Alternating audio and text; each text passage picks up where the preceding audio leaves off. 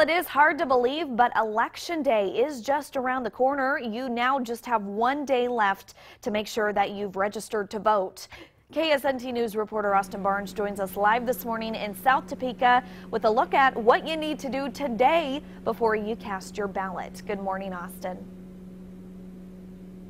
Brittany, good morning. If you're not registered, you can't have your voice heard. Now, that sounds pretty simple, but it is something to think about this morning. Now, voter registration, of course, underway now. That's the motto of the Shawnee County Election Office this time of year, making sure that you are registered. Now, with this being an off-year election, one that isn't talked about nearly as much as years with major races like 2016's presidential race or next year's race for governor, we're told the whole thing can kind of just sneak up on you, and that's what's brought us out here to the Shawnee County Election Office this morning. Now, this year's election is being held in a new season, and that's also caused a little bit of confusion for people.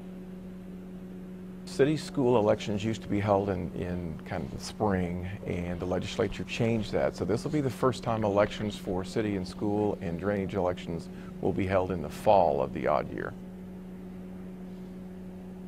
Now, across the state, there have been issues, even lawsuits, when it comes to what you need to vote. So again, this morning, we do want you to be prepared. The election office here is suggesting that you use a state registration form. That one, you will need proof of citizenship in order to get processed. They suggest using a birth certificate because that will save you the most time. It's easily validated, rather. Now, coming up here in the next half an hour, we're going to tell you who you can be looking for on those ballots and how you can figure out just exactly who is running. All of that information coming up again here in the next half hour.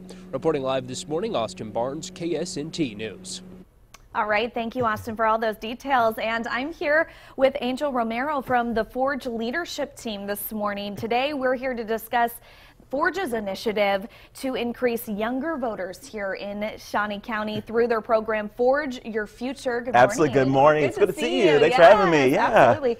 Okay, Forge Your Future. What's it all about? So Forge Your Future is an initiative of the Forge Young Professionals organization that really aims to get young professionals plugged into the community with civic engagement. We know when we look at the facts from the last election, the last mayoral election, only 8% of young professionals, those folks in that 18 to 25-year-old category that we looked at, were registered to vote. And we know that in local elections, those are the elections that impact your life the most. We're talking about your mayor and your city council members. And so we really looked at those numbers and said we really need those folks engaged, registered to vote, and voting and participating in these local elections and participating in decisions for the future of our community. Yeah, absolutely. I know you all started this push back even before the primary election. Absolutely. How did the primaries go with this push? So, it was an exciting time for us. We did a lot of different things. We were looking at how do we engage folks in a different way. We had a candidate forum actually for all the mayoral candidates who are competing in the primary, and we did it in a local home here in the community and gave folks a chance to talk one-on-one in small groups with mayoral candidates, which was really exciting, and really did some different things. We also did a voter's guide for all the mayoral candidates as well to get information out there, and had a watch party for all of our members as well. Again, ways to really get them invested in the process and really get them engaged. Yeah, and of course, Angel, it all starts with registering. Absolutely. Which is a big focus on the show this morning. Where do you suggest everyone go for young professionals here in the city? Sure. So there's a couple ways to do it. Folks can always go, of course, in person to the Shawnee County Election Office.